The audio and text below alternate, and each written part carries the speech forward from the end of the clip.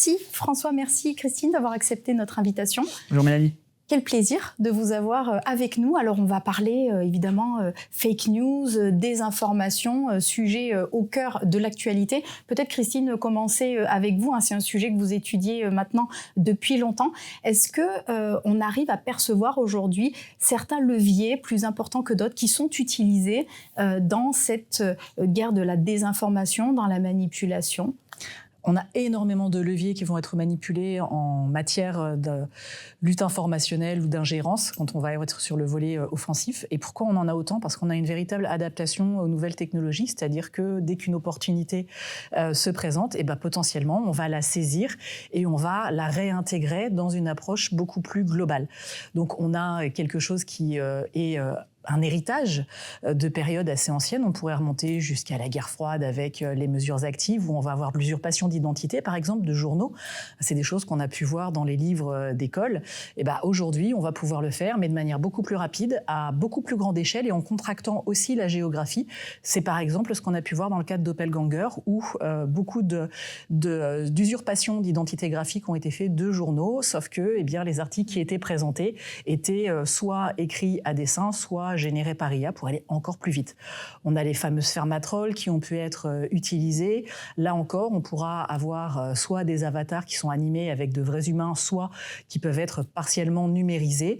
On va pouvoir jouer de beaucoup de choses, de création de sites qui se disent de réinformation et qui, au final, ne sont pas du tout dans cette ligne-là. Au contraire, vont aller sur de l'influence, potentiellement quitte à aller travailler pas que pour l'humain, mais aussi pour les machines, c'est-à-dire pour rentrer dans les bases de données, notamment des IA génératives, ChatGPT, Mistral, etc., tous ces systèmes-là. Et puis, on pourra enfin aller utiliser, y compris de la gamification, donc utiliser des vecteurs, notamment, que l'on va avoir dans les jeux, tout ça pour soit arriver à modifier la perception d'un environnement et puis au final arriver à faire prendre une décision, soit à l'utilisateur que l'on vise, soit à un décideur parce qu'il aura une opinion publique ou une société civile ou un groupe qui potentiellement sera très activé sur un sujet qui peut être crispant, urticant, voire stratégique. On va revenir sur la gamification notamment. Peut-être François, un mot sur l'intelligence artificielle, c'est clairement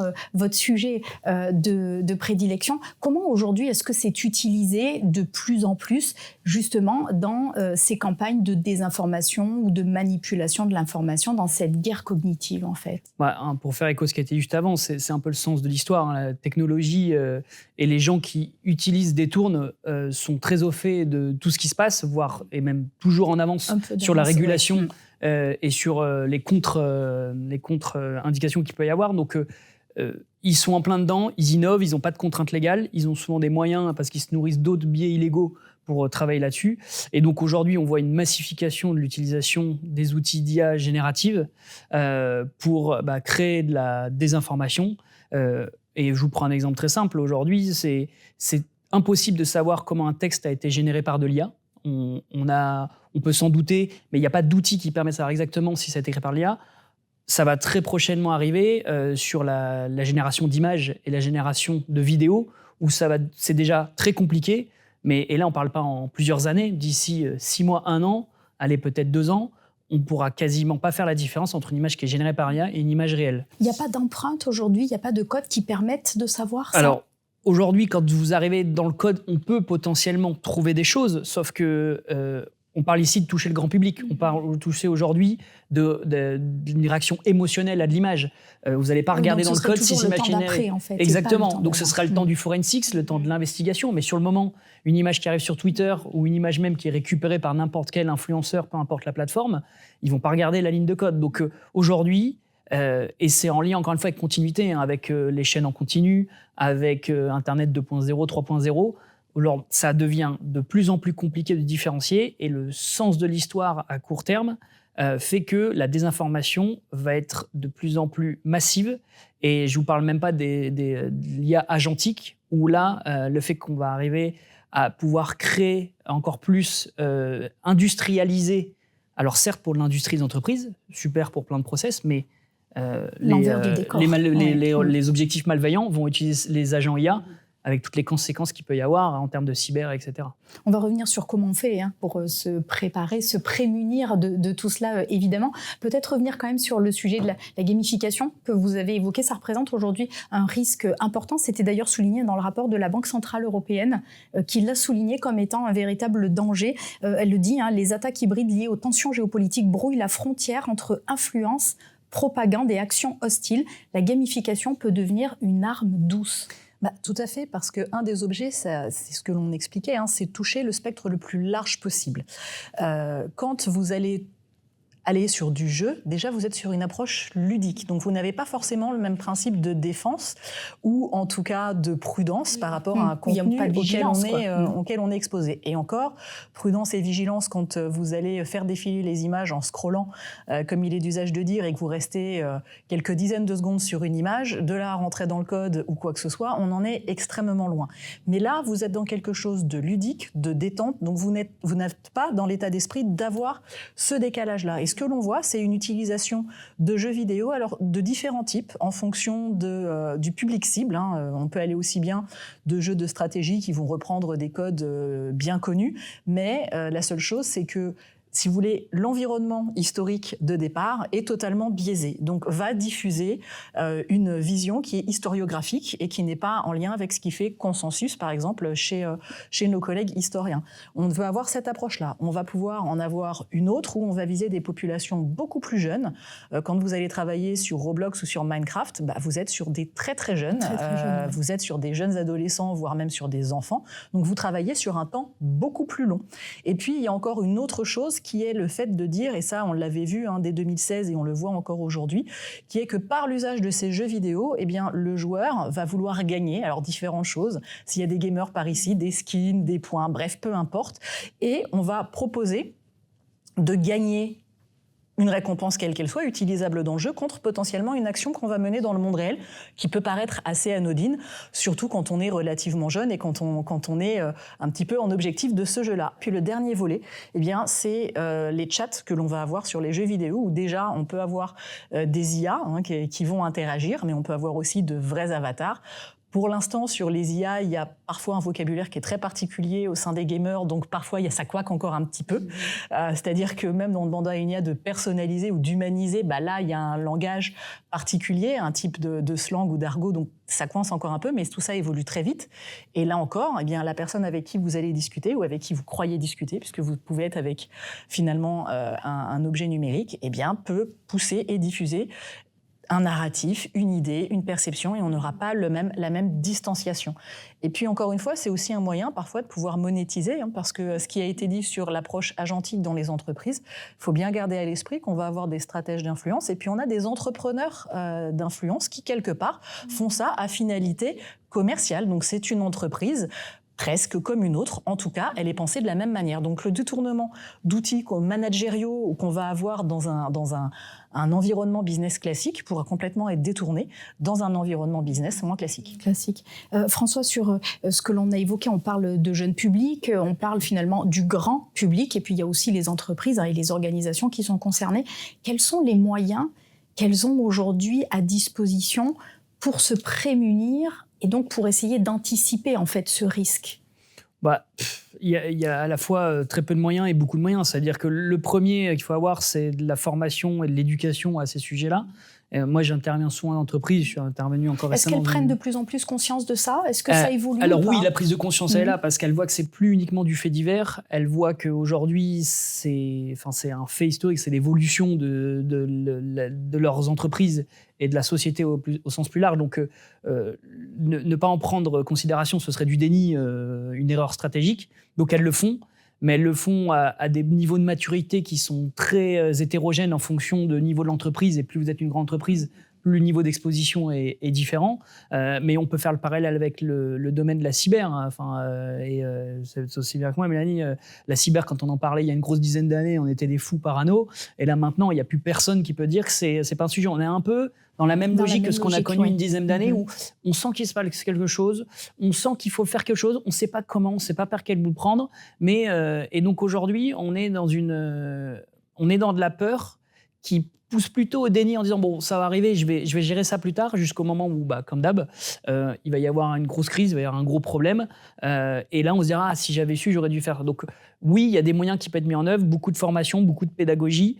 En revanche, les moyens techniques, ils sont, confère ce que je disais juste avant, très compliqués à mettre en œuvre parce que l'état de l'art des contre-mesures qu'on peut mettre pour lutter contre les fake news générées par de l'IA, contre les agents qui vont arriver, aujourd'hui, ça va tellement vite et on n'est jamais allé aussi vite dans l'évolution technologique en 3-4 ans que ce qu'on a connu sur les dernières années. Donc, pratiquement personne n'est préparé aujourd'hui. Et c'est un niveau de maturité qu'il faudrait aller voir en fonction et de manière itérative pour faire face à ce qui va arriver. Donc là, finalement, ce qui est aussi un peu quelque part inquiétant malgré tout, c'est qu'effectivement, les PME qui, elles, peuvent être aussi la cible, comme on l'a vu en cybersécurité, souvent des portes d'entrée pour accéder à des entreprises beaucoup plus grandes. Là, clairement, c'est compliqué pour elles de l'inscrire à l'agenda des priorités et en même temps d'avoir des moyens de se préparer. C'est quasi impossible. Enfin, aujourd'hui, je peux comprendre qu'une PME, elle me dise « mais c'est pas ma priorité, moi, aujourd'hui », sauf si, encore une fois, pour des raisons légales ou contractuelles, vous êtes sous-traitant d'un grand groupe ou d'une administration, elle vous oblige à mettre des contre-mesures, mais il faut du temps, il faut des moyens. Et donc oui, la solidité de votre chaîne, c'est souvent le maillon le plus faible. Là, aujourd'hui, on peut comprendre que des PME soient très exposées et n'aient pas forcément les moyens. Donc il faut encore une fois de la formation et de la vigilance. C'est à la fois le côté rassurant, pour ne pas être totalement pessimiste, c'est qu'en mettant du bon sens et de la vigilance, on arrive à se départir de 90% des problèmes qu'il peut avoir. Enfin, c'est la maxime qui est assez connue. Il ne faut pas être parano, mais seuls les paranos survivent. C'est un peu cette logique-là qu'il faut avoir. Et après, on en vient, et je reviens sur le côté grand public. Il faut éduquer les gens, il faut les aider à prendre du recul, la capacité à se poser les bonnes questions. Mais ça, c'est un peu une logique d'éducation qui est au sens beaucoup plus large que la technologie, mais qu'il faut clairement appliquer avec ce qui se passe aujourd'hui. Avec ce qui est en train d'évoluer. Christine, sur justement ces moyens, est-ce que vous voyez des choses émerger, des choses positives qui pourraient être partagées pour justement mieux se prémunir, anticiper ces problématiques qui touchent finalement les organisations, les entreprises, le grand public, les plus jeunes?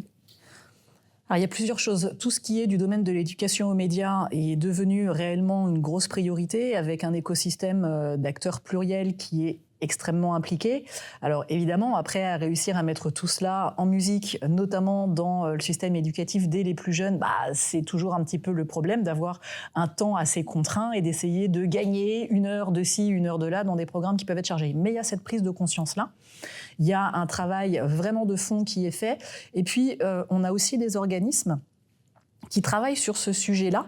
Alors, on pourrait penser à Viginum, notamment, qui fait extrêmement attention à être sur du marquage algorithmique et pas du tout sur du narratif, parce que c'est aussi un sujet qui est extrêmement glissant. Dans quelle mesure est-ce que vous devenez un ministère de la pensée ou pas? Et nous sommes une démocratie, donc on est par nature un milieu ouvert. Donc eux sont vraiment sur le marquage d'une utilisation détournée, notamment de tout ce qui sera trace numérique et algorithmique, pour montrer qu'on a cet impact-là. Il y a une prise de conscience qui se fait au sein de différents ministères pour essayer d'avoir des réactions. Il y a des collaborations interétatiques, l'Union européenne s'y met aussi. Il y a de plus en plus de chercheurs qui travaillent sur le sujet et qui acceptent de plus en plus d'être dans une approche qui va être interdisciplinaire, parce que le sujet, il est protéiforme. Alors bien sûr, il va avoir le volet qui va toucher à l'informatique, mais on aura un côté sciences sociales. Pourquoi est-ce que l'on croit? Pourquoi est-ce qu'on ne croit pas? On va avoir énormément de sujets. Donc c'est quelque chose de très très complexe. Donc on a, si vous voulez, ce type de réseau qui essaye de se mettre en place. Et là, c'est un changement culturel très fort, puisqu'on est obligé de désiloter, de casser des frontières que l'on avait, des habitudes. Et on voit ces écosystèmes-là qui travaillent les uns avec les autres de plus en plus. Alors c'est en construction, c'est loin d'être parfait, mais au moins on a cette forme d'évolution-là. Mais je pense qu'il faut être aussi conscient qu'on a une évolution qui est très rapide, qu'on n'aura pas de parade qui sera par nature absolue, que les choses vont évoluer. Et puis, il y a aussi peut-être quelque chose à prendre en compte, c'est que on a eu, si on regarde assez rapidement, une première grosse étape où l'idée était de nous faire croire à quelque chose qui n'existait pas. Alors du faux, soit par addition, soit par soustraction, soit par décontextualisation, peu importe. Là, on est dans une phase différente où la démultiplication des contenus, le fait que ça soit de plus en plus difficile d'aller discriminer ce qui est authentique de ce qui ne l'est pas, etc., fait qu'on pourrait arriver à ne plus croire en rien. Et là, on a un autre enjeu qui se positionne et que l'on voit être un petit peu tiré par certains, qui est de dire, écoutez, puisque plus rien n'est stable, puisqu'on ne peut plus croire en rien, eh bien nous, on peut vous proposer une vision du monde, une vision pour demain. Et à partir du moment où on est dans cette adhésion à une vision qui est par nature pour demain décorrélée de la réalité, eh bien ça permet de contourner un certain nombre de ces pratiques-là. Et ça marche sur quoi ? On va aller diviser, polariser, pour essayer de ne plus avoir cette masse critique. Et un des véritables enjeux, ce me semble, c'est de savoir ce que nous sommes en tant que groupe humain social et qu'est-ce que l'on peut projeter à l'extérieur qui fait que on n'a pas envie de se laisser diviser de manière aussi simple que ça. Quand bien même mon voisin a des goûts musicaux qui sont absolument pas les miens et particulièrement à 1h du matin, qui fait que je préfère interagir avec lui. C'est une vraie question, je pense qu'il faut qu'on se pose pour éviter d'être facile à diviser et à polariser. Eh bien, merci à tous les deux et je pense qu'on a compris à la fois avec ce que vous venez de souligner à l'instant, la complexité du domaine qui est face à nous, cette accélération où tout va très vite et donc effectivement cette réponse collective qui est à l'œuvre mais qui doit accélérer pour pouvoir certainement pas rattraper ce qui est déjà en face mais à tout le moins pouvoir effectivement se préparer mieux et accompagner l'ensemble des acteurs de la nation. Un plaisir de vous avoir avec nous. Merci beaucoup d'avoir répondu à nos questions. Je vous laisse peut-être tous les deux continuer à échanger. Je suis sûre que vous avez encore plein de choses à vous dire. Et moi, je vais retrouver notre prochain invité qui nous attend. On va continuer à parler d'intelligence économique, un sujet qui est évidemment lié. Merci à tous les deux d'avoir été nos invités. Merci Mélanie.